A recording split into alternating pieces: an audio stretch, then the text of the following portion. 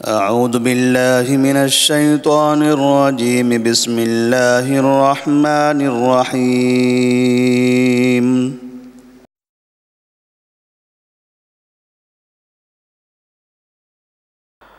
ألم تر إلى الذين خرجوا من ديارهم وهم ألوف حذر الموت فقال لهم الله موتوا ثم أحياهم إن الله لذو فضل على الناس ولكن أكثر الناس لا يشكرون. وقاتلوا في سبيل الله واعلموا أن الله سميع عليم.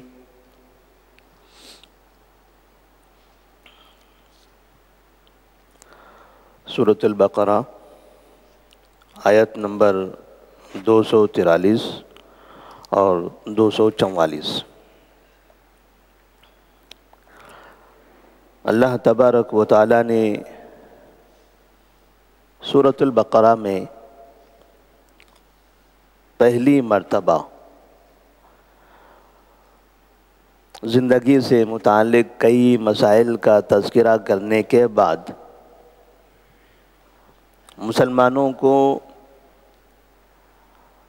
مسلمانوں کے مخالفین جو مسلمانوں پر حملہ کرتے ہیں، انہیں قتل کرنے کی کوشش کرتے ہیں، ان کا خاتمہ کرنا چاہتے ہیں، ایسے لوگوں کا مقابلہ کرنے کا حکم دیا.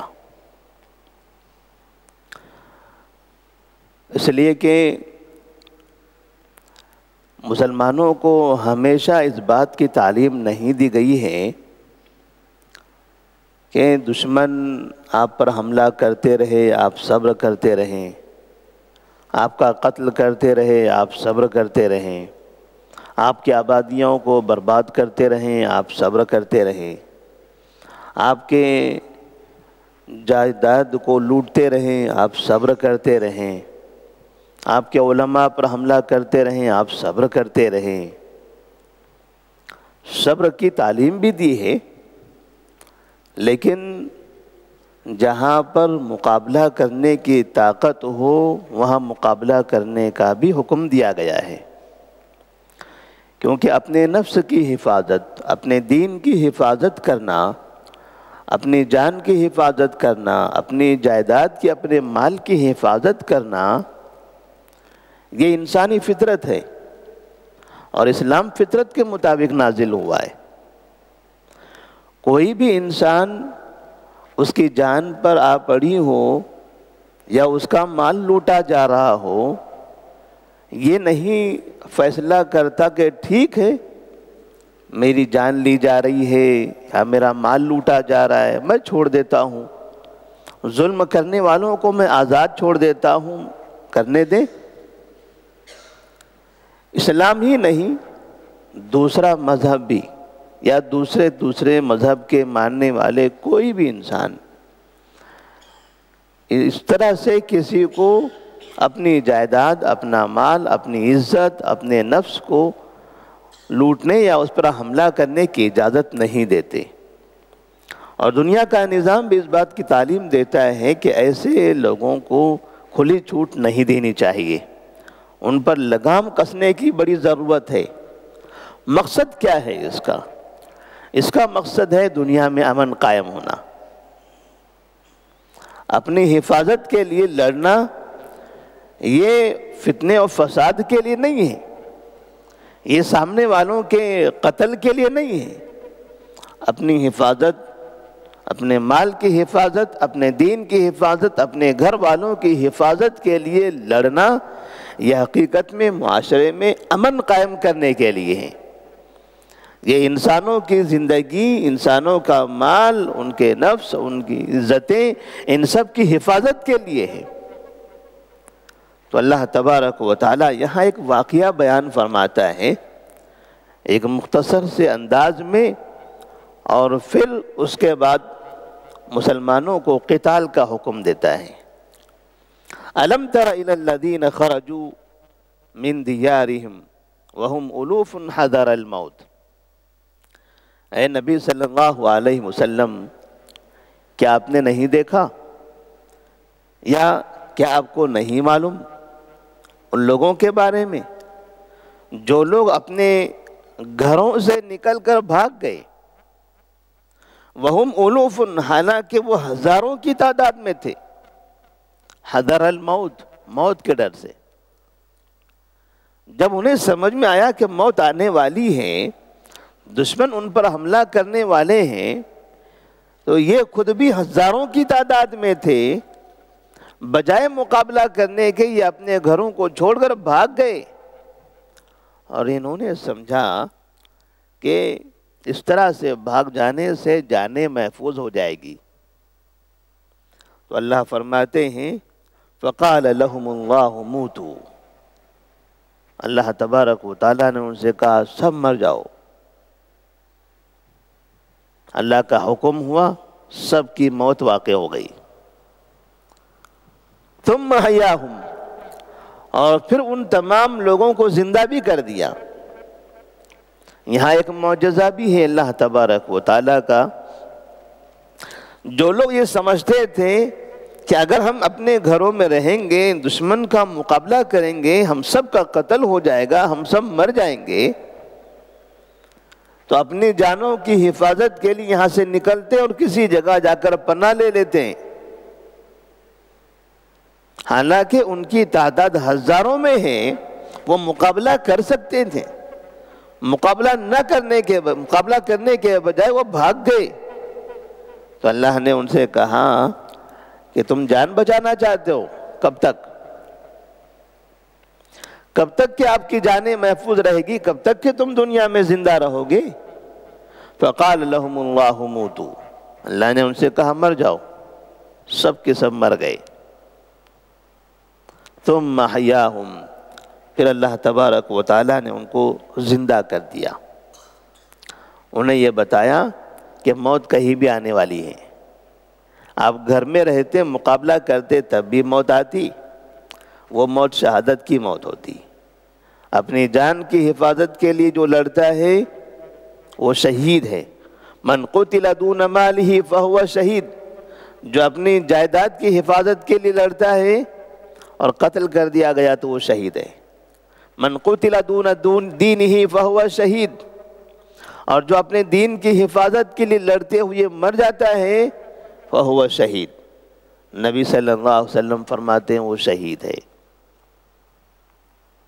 تو جان کی حفاظت کے لیے لڑنا، مال کی حفاظت کے لیے لڑنا، دین کی حفاظت کے لیے لڑنا، اور لڑتے ہوئے اگر شہید ہو گئے، لڑتے ہوئے قتل ہو گیا، اسلام کہتا ہے کہ اسے شہادت کی موت ملی.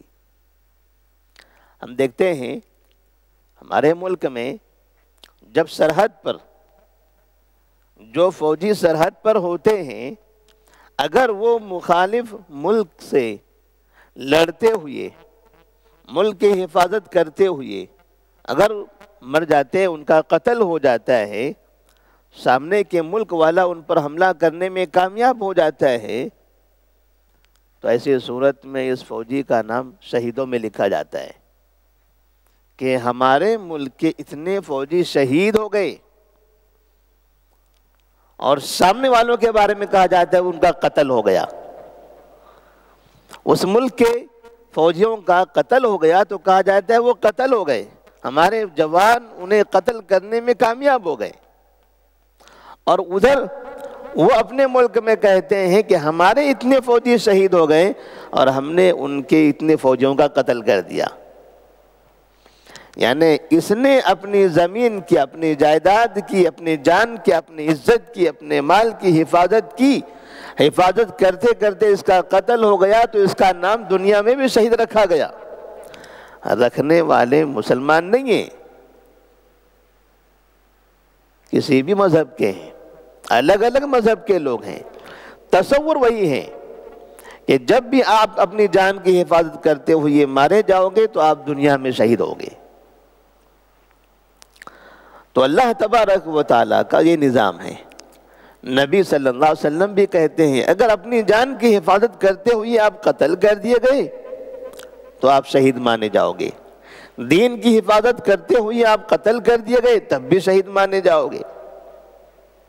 یہ قوم، جس قوم کے پاس مقابلہ کرنے کی طاقت تھی، مقابلہ نہیں کیا انہوں نے، اور یہ گھروں سے نکل کر بھاگنے لگے، ادھر ادھر بھٹکنے لگے، تو اللہ تبارک و تعالیٰ نے انہیں اسی جگہ پر موت دے دی، پھر ان کو زندہ کیا۔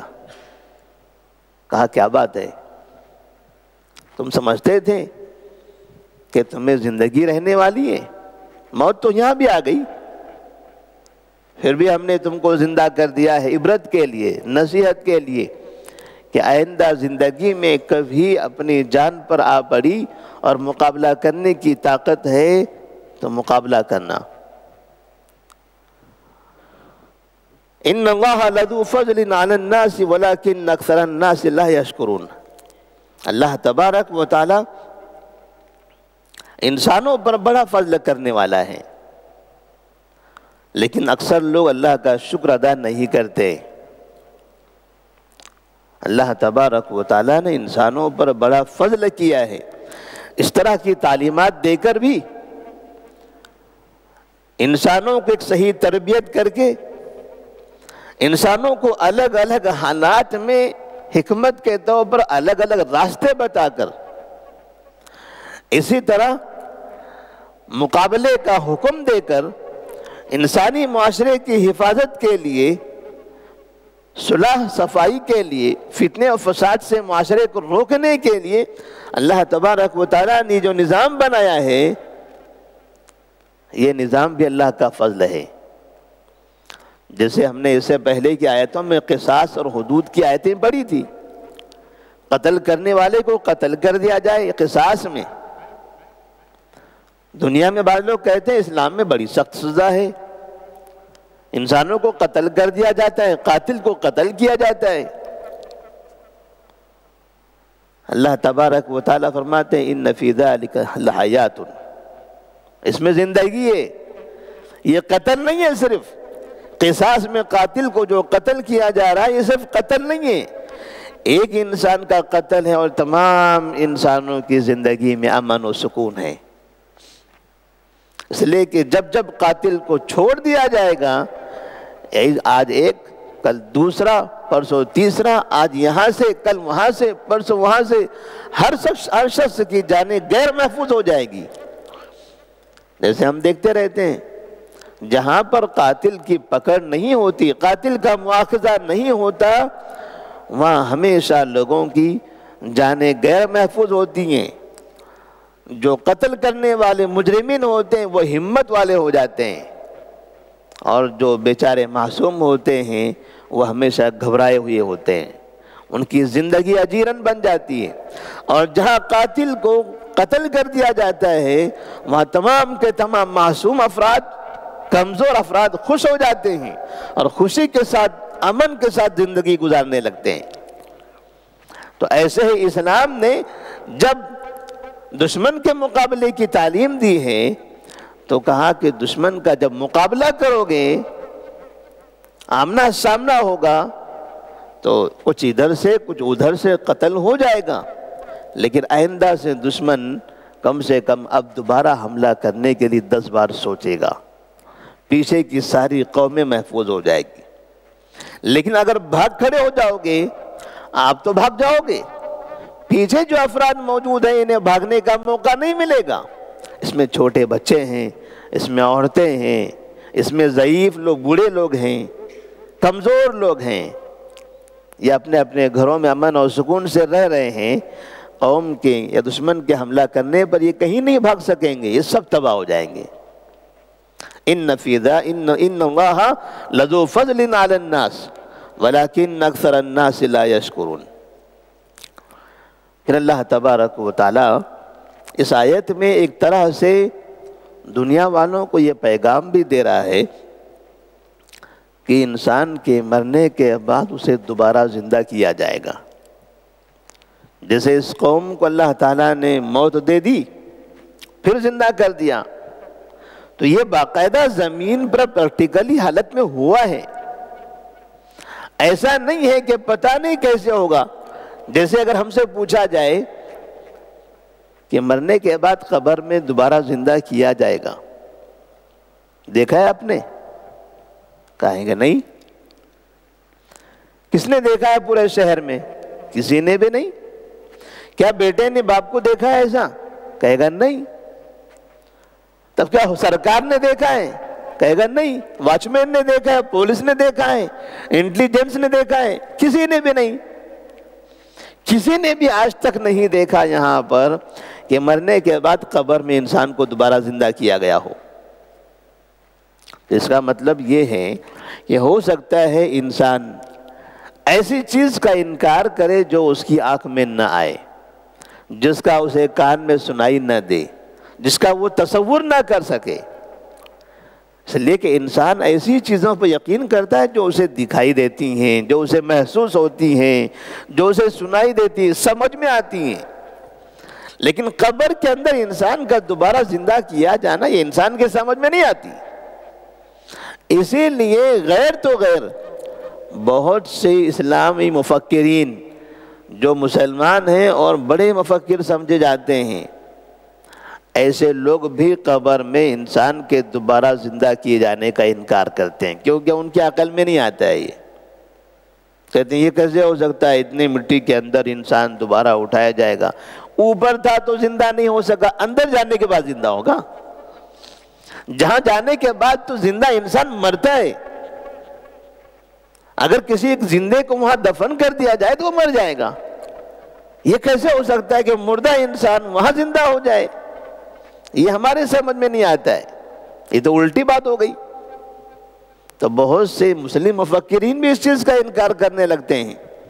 تو اللہ تبارک و تعالیٰ نے باقاعدہ قدیم زمانے میں الگ الگ اوقات میں ایسے انسانوں کو موت دے کر دوبارہ زندہ کر کے پوری دنیا تک آنے والی قوموں کو یہ بتا دیا ہے کہ یہ ہوگا۔ جیسے تمہاری نظروں کے سامنے فلاں فلاں قوم کو قتل موت دے دی گئی تھی، اس کو دوبارہ زندہ کر دیا گیا۔ اسی طرح آگے اور بھی اس کے واقعات آنے والے ابراہیم علیہ السلام کے زمانے کے۔ تو موت کے بعد کی زندگی کی حقیقت کا بھی یہاں پر ذکر ہے کہ موت کے بعد بھی ایک زندگی ہونے والی ہے جس کو برزخی زندگی کہا جاتا ہے۔ وَقَاتِلُوا فِي سَبِيلِ اللَّهِ وَاعْلَمُوا أَنَّ اللَّهَ سَمِيعٌ عَلِيمٌ۔ اور تم اللہ کے راستے میں قتال کرو اور جان لو کہ اللہ تبارک و تعالیٰ سننے والا اور جاننے والا، علم والا ہے۔ اللہ کے راستے میں قتال کرو۔ اللہ کے راستے کا مطلب کون سا راستہ ہے؟ قتال کہاں کرنا ہے؟ دشمن کا مقابلہ کہاں کرنا ہے؟ اپنی جان کی، اپنے دین کی حفاظت کیسے کرنی ہے؟ تو باقاعدہ اس کے لیے بھی ایک نظام ہے۔ اللہ کے راستے میں قتال کرنا ہے تو ایسا نہیں کہ ہم یہاں سے نکلے فلاں فلاں پر حملہ کرتے چلے جائیں۔ بعض مرتبہ لوگ اسی کو اللہ کے راستے میں قتال کرنا کہتے ہیں۔ کہیں ہوٹل پہ کھڑے تھے، چائے پی رہے تھے، آپس میں جھگڑا ہو گیا، فوراً مارنا شروع کر دیا ایک دوسرے کو، کہا ہم قتال کر رہے ہیں۔ کہیں لوگ گھوم رہے ہیں، ٹہل رہے ہیں، بازاروں میں سامان خریدی کر رہے ہیں، وہاں چلے گئے، اچانک فائر کرنا شروع کر دیا، قتال کر رہے ہیں۔ اللہ کے راستے میں قتال ہے۔ کہیں پر جا کر بم پھینک دیا، چھوٹے بچے، عورتیں، مرد سب اس میں تباہ ہو گئے، کہا یہ اللہ کے راستے میں قتال ہے۔ ایسی حرکتیں کرنے والوں نے اسلام کو بدنام کیا ہے۔ اس کو قتال نہیں کہتے۔